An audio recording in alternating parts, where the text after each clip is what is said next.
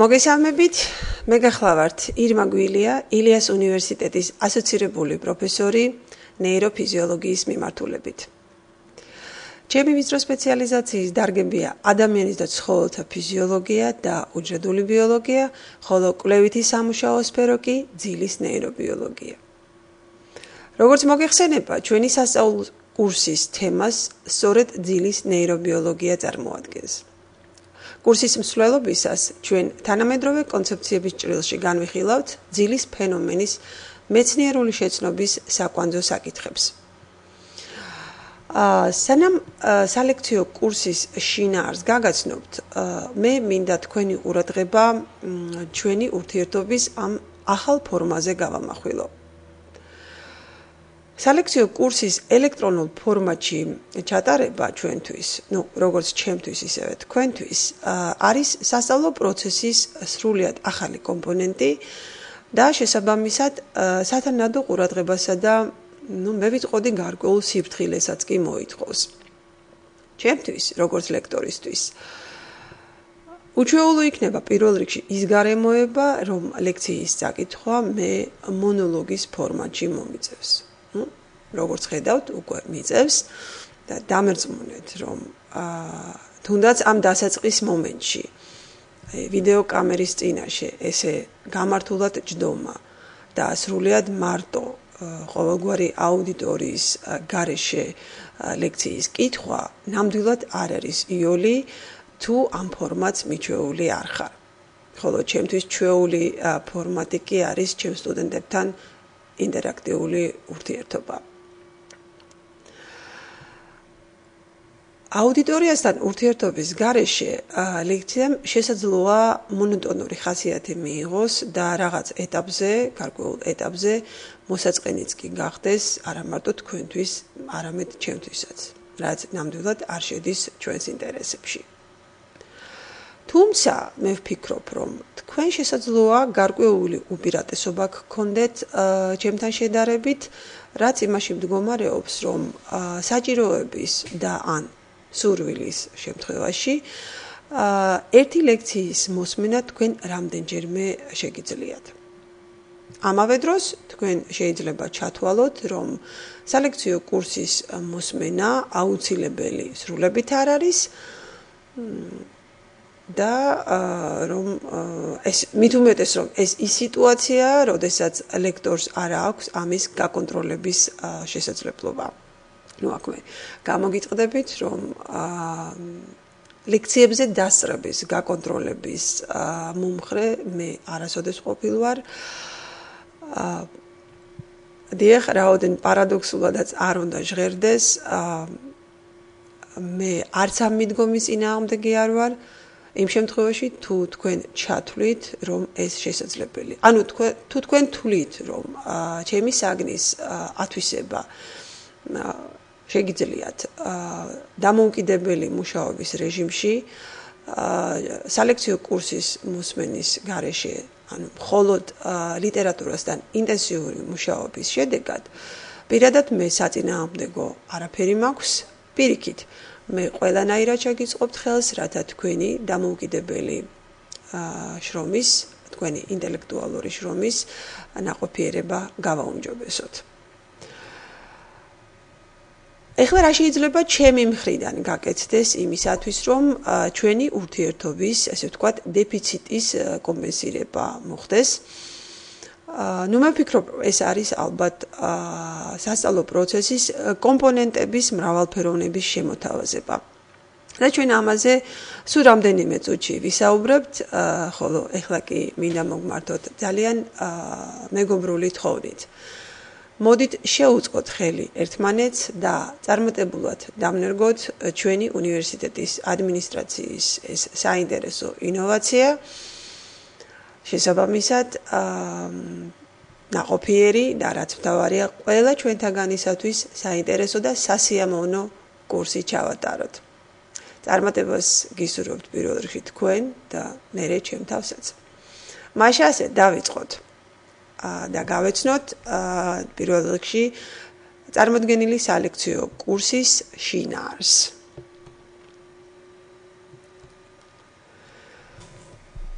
დღევანდელ ლექციას მე განვიხილავ როგორც სასწავლო კურსის პრეზენტაციას და ეს ლექცია ორი ნაწილისაგან შედგება. პირველ ნაწილში მე დეტალურად ვისაუბრებ ყველა იმ ფორმაზე, რომელსაც შემოგთავაზებთ სალექციო ფორმატის გარდა. ეს იქნება სემინარები, ეს იქნება დამოუკიდებელი მუშაობის სხვადასხვა ფორმა და სხვა და სხვა. რა თქმა უნდა, გეტყვით თუ რა ხანგრძლივობის იქნება თითოეული მათგანი და დეტალურად მოგიყვებით თუ რა დატვირთვა ექნება პროცესის ამ კომპონენტებს ჩვენი კურსის საბოლოო შეფასების თვალსაზრისით.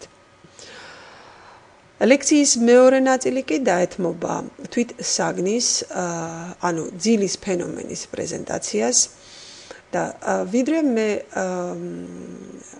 ძილის ფენომენის თანამედროვე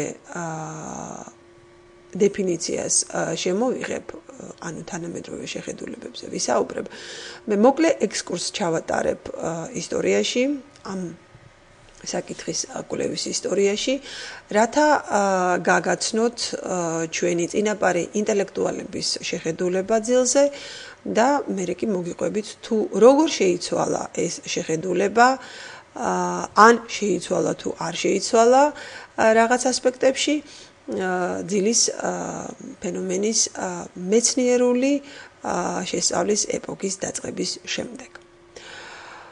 მომდენო ლექციიდან ჩვენ უკვე დეტალურად გავეცნობით ძილის ბუნებას, მე ვისაუბრებ საკითხებზე თუ რა არის ძილი, ანუ რა ფუნქციურ მდგომარეობასთან გვაქვს ადგილი, რა ქცევით მდგომარეობასთან გვაქვს ადგილი და რა გვემართება ძილის დროს ორგანიზმში, რა ხდება ძილის დროს. ანუ მე მოგიყვებით ყველა იმ ქცევით და ფიზიოლოგიურ მაჩვენებლებზე, რაც თავის ტვინის ამ მდგომარეობას ახასიათებს. ასევე გავაკეთებ შედარებას ღვიძლის მახასიათებლებთან, რათა თქვენ სრული წარმოდგენა გქონდეთ ჩვენი ქცევის ამ ორ მდგომარეობაზე. შემდეგ უკვე ვისაუბრებთ ძილისა და ღვიძლის მონაცვლეობის პრინციპებზე. ანუ რა პრინციპებით რეგულირდება 24 საათის განმავლობაში ძილ-ღვიძლის ციკლურობა. ყველა თქვენთაგანისათვის ცნობილია, რომ ღამის საათებში ჩვეულებრივ ჩვენ გვძინავს, მე რა თქმა უნდა გულისხმობ ნორმალურ სიტუაციას და არა ექსტრემალურ სიტუაციებს, როდესაც რაღაც მიზეზების გამო არ გვძინავს, ან ვერ ვიძინებთ, ან რაღაც გარემოებების გამო ხდება, ასე ვთქვათ, დგება უძილო ღამეები, ხოლო დღე კი გვხვიძავს. და ალბათ საინტერესოა თქვენთვის თუ როგორ ხდება ამ ქცევითი მდგომარეობების მონაცვლეობა, რა პრინციპებით რეგულირდება ეს ციკლი. შემდეგ გადავალთ ჩვენი კურსის ერთ-ერთ ყველაზე საინტერესო საკითხზე, ძილის ფუნქციები, სადაც მე ვისაუბრებ იმაზე თუ რა მნიშვნელობა აქვს ძილს ჩვენი ჯანმრთელობისათვის და შევეცდები ყოველ შემთხვევაში შეძლებს დაგვარად უპასუხო კითხვას თუ რატომ გვძინავს. თუმცა აქვე გეტყვით, რომ ამ კითხვაზე ამომწურავი პასუხის გაცემა ჯერ ვერავინ შეძლო და მეცნიერები ამ საკითხზე დღემდე თეორიების და არა ფაქტებზე დაყრდნობით საუბრობენ. შემდეგ დაიწყება ჩვენი კურსის ერთ-ერთი ყველაზე დიდი და მე ვიტყოდი შესაძლოა რთულიც კი საკითხი, ეს ძილ-ღვიძლის ციკლის ბაზისურ მექანიზმებზეა საუბარი და აქ ალბათ ჩვენ დაგვჭირდება მინიმუმ 2 ლექცია, შესაძლოა 3 ლექციაზეც განაწილდეს ეს თემა, ვინაიდან მართლაც მოცულობაში ძალიან დიდია და საქმე იმაშია, რომ თან სტუდენტები როგორც წესი ამ საკითხს აღიქვამენ როგორც ყველაზე რთულს და რაღაც შიშის მომენტიც არსებობს და არა მარტო შიშის, არამედ სამწუხაროდ სტუდენტების გარკვეული ჯგუფი თვლის, რომ ეს არც ისე საინტერესო თემა არის მათთვის, ვინაიდან შესაძლოა პრაქტიკულ გამოსავალს ვერ ნახულობენ. ყოველ შემთხვევაში მე შევეცდები, რომ ეს საკითხები არ იყოს უინტერესო და რაც შეიძლება იოლად იქნას აღქმული თქვენს მიერ. მე უკვე ვთქვი, რომ ეს იქნება საკმაოდ ვრცელი თემა და განაწილდება რამდენიმე ლექციაზე, ვინაიდან ჩვენ მოვიცავთ როგორც ნეიროანატომიას, ისე ნეიროქიმიასა და ბიოქიმიას. შემდეგ უკვე ჩვენ ვისაუბრებთ ძილის ფიზიოლოგიაზე. ანუ როგორ იცვლება ორგანიზმის სასიცოცხლო ფუნქციები ძილის დადგომისას და პირიქით გამოღვიძების შემდეგ. ანუ რა დინამიკას განიცდის ორგანიზმის ცალკეული სასიცოცხლო ფუნქცია ძილიდან ღვიძლში გადასვლისას და პირიქით.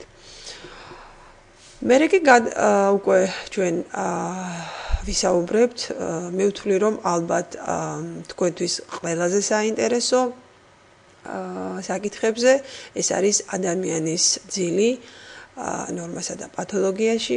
პირველ ლექციას ჩვენ დავუთმობთ ადამიანის ნორმალური ჯამრთელი ძილღუძილის ციკლის პატერნს, ხოლო მეორე ლექცია კი დაეთმობა ძილის დარღვევების განხილვას.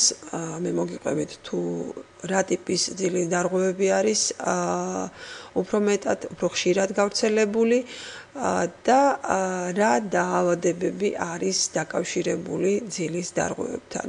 რა თქმა უნდა, ჩვენ ასევე განვიხილავთ კლინიკურ ფარმაკოლოგიას, ვინაიდან ჩვენ ვისაუბრებთ ძილის დარღვევებზე, ბუნებრივია მე მოგიყვებით თუ რა მედიკამენტოზური თუ ქცევითი მიდგომები არსებობს დღეისათვის და წარმატებულად გამოიყენება ძილის დარღვევების და მათთან დაკავშირებული სხვადასხვა ტიპის დაავადებების პრევენციის თუ მათი კორექციის თუ მკურნალობის მიზნით. და მე რატო ვამბობ, რომ ეს ალბათ ყველაზე საინტერესო იქნება თქვენთვის, ვინაიდან ზემოთ აღნიშნე, რომ როდესაც მე ძილის ფუნქციებზე ვისაუბრებ, თქვენ უკვე გარკვეული წარმოდგენა შეგექმნებათ იმაზე, თუ რამდენად მნიშვნელოვანია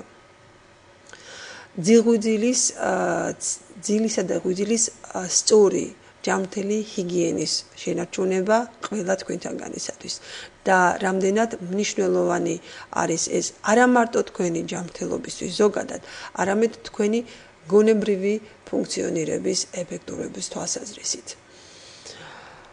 და ბოლოს ჩვენი კურსის, ესე ვთქვათ, ყველაზე მომხიბვლელი და საინტერესო ალბათ საკითხი ეს არის სიზმარი. ალბათ დამეთანხმებით, რომ სიზმრის ფენომენი ყველა ასაკის ადამიანს აინტერესებს და დარწმუნებული ვარ, რომ თქვენ ძალიან ბევრჯერ გიფიქრიათ ამაზე, თუ რა არის სიზმარი. და ის რომ სიზმარზე საუბარი, ანუ ამ თემის ირგვლივ ჩვენი სამუშაო მე კურსის ბოლოში მაქვს დაგეგმილი, შემთხვევითი არ არის. ამ რთულ და საინტერესო ფენომენზე საუბრისათვის რაღაც გარკვეული ბაზისური ცოდნა ნამდვილად უნდა გაგაჩნდეთ და კიდევ ერთი ძალიან მნიშვნელოვანი მომენტი მე როგორც თავში აღვნიშნე, ჩვენ გვექნება საკონტაქტო საათებთან ერთად გვექნება დამოუკიდებელი სამუშაო შესასრულებელი, ვინაიდან თემატიკა საკმაოდ დიდია და ჩვენი საკონტაქტო საათები ნამდვილად არ ეყოფა იმას, რომ ჩვენ ეს თემა ჯერ ერთი ეს თემა მოვიცვათ და გარდა ამისა ჩვენ გვაქვს ასევე ვალდებულებები, სადაც თქვენ გევალებათ და ანუ თქვენ ნამდვილად გევალებათ დამოუკიდებელ რეჟიმში მუშაობაც. ანუ ეს ამას მე რისთვის ვამბობ, რომ სიზმარს თქვენ დამოუკიდებლად აი ამ თემას თქვენ დაამუშავებთ დამოუკიდებლად, ხოლო შემდეგ კი რა ფორმატში ვისაუბრებთ ამ სიზმრის ფენომენზე, ამას მე ახლავე მოგახსენებთ.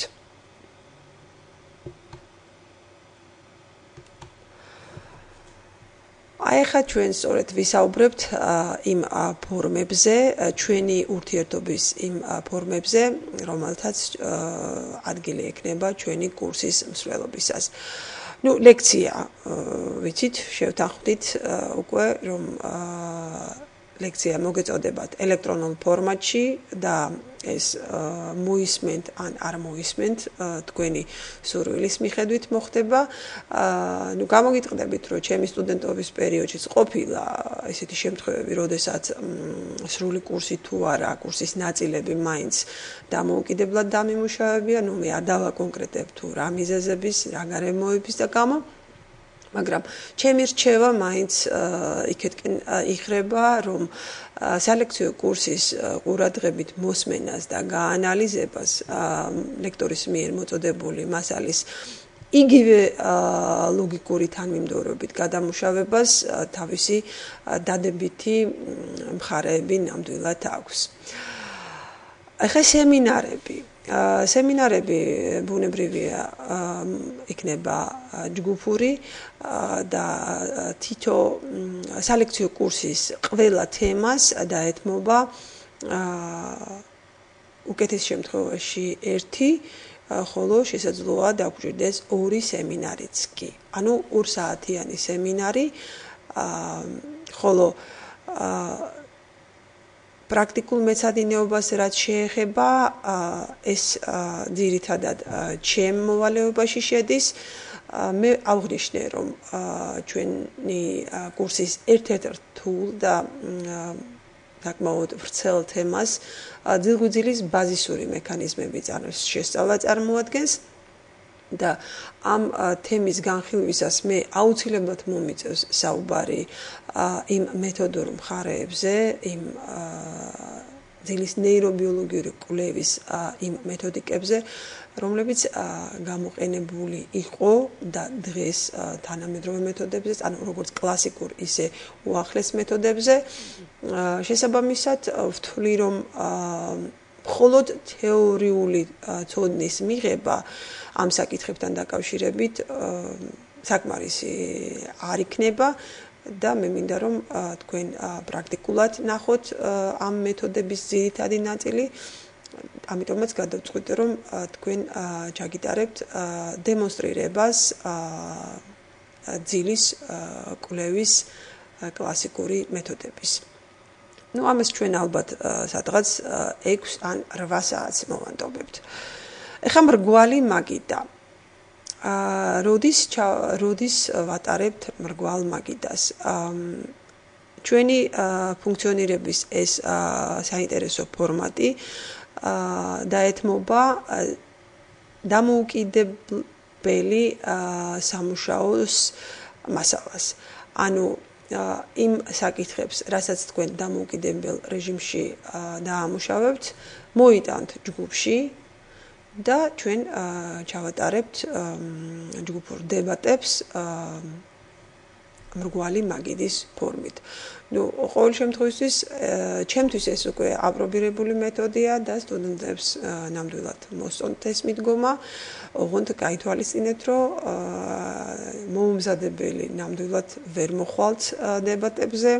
ყველა თქვენთაგანს მოუწევს აქტიური მონაწილეობა და განსხვავებით სალექციო მასალისა, ეს შევა თქვენი სავალდებულო შესასრულებელ აქტივობაში. ეხლა რაც შეეხება ინდივიდუალურ პრეზენტაციებს, ეს ფორმა იქნება არასავალდებულო, ანუ თქვენი სურვილის მიხედვით მოხდება ამ ფორმატის შერჩევა და აი მომდევნო სლაიდზე მე უკვე თქვენ დაგანახებთ თუ რატომ იქნება ეს არჩევითი და არასავალდებულო ფორმა ჩვენი ურთიერთობის. და სტუდენტების შეფასება. ნუ ბუნებრივია რომ ყველა სასწავლო პროცესს ბოლოში ყველა სასწავლო პროცესის აუცილებელ ეტაპს წარმოადგენს ჩატარებული სამუშაოს შედეგების საბოლოო შეფასება და აქაც მე ორ ოპციას გთავაზობთ, რაზეც ჩვენ ახლა ვისაუბრებთ. პირველი ოპცია ეს იქნება ტრადიციულად გამოცდის ჩატარება და ეს თქვენ სურვილზე იქნება დამოკიდებული, ხოლო მეორე ოპცია კი იქნება თქვენს მიერ ავტომატური შეფასების მიღების შესაძლებლობა. თუ თქვენ ირჩევთ გამოცდას, ამ შემთხვევაში თქვენს ვალდებულებებში შედის აქტიური მონაწილეობის მიღება სემინარებში, დებატებში, პრაქტიკული მოწინააღმდეგეობებზე დასწრება და ბუნებრივია გამოცდის ჩაბარება. ხოლო თუ თქვენ ირჩევთ ავტომატურად შეფასების მიღების გზას, ამ შემთხვევაში, რა თქმა უნდა, გამოცდა არ ტარდება და აი აქ უკვე შემოდის ინდივიდუალური პრეზენტაციების ფორმატი. გარდა იმისა, რომ თვით კომპონენტების შემადგენლობა არის განსხვავებული, აი ამ ორ ოპციაში, თქვენ ალბათ შეამჩნიეთ, რომ განსხვავებულია ასევე თითოეული კომპონენტის ფუნქციური დატვირთვა. ანუ პროცენტულობა ნამდვილად განსხვავდება, განსაკუთრებით სემინარებს ეხება ეს საკითხი. თუ თქვენ ირჩევთ გამოცდას, ამ შემთხვევაში სემინარებში თქვენს აქტიურ მონაწილეობას და ვთქვათ წარმატებებს თქვენი საბოლოო შეფასების 20%-ის დაგროვება შეუძლია, მაშინ როცა მეორე ოპციის არჩევის დროს ამ კომპონენტის დატვირთვა 40%-მდე იზრდება და რატომ? პირველ შემთხვევაში თქვენ აბარებთ გამოცდას, ხოლო გამოცდაზე კი მე საკმაოდ ესე ვთქვათ, ფართო შესაძლებლობები მაქვს, რომ ჩავატარო თქვენი გამოკითხვა ყველა, ასე იგი კურსის ყველა თემაზე. იმის დამიხედვით თუ რასაც ჩავთვლი საჭიროდ და ამიტომ სემინარებში თქვენი აქტივობის დატვირთვა ამ შემთხვევაში ნაკლებია.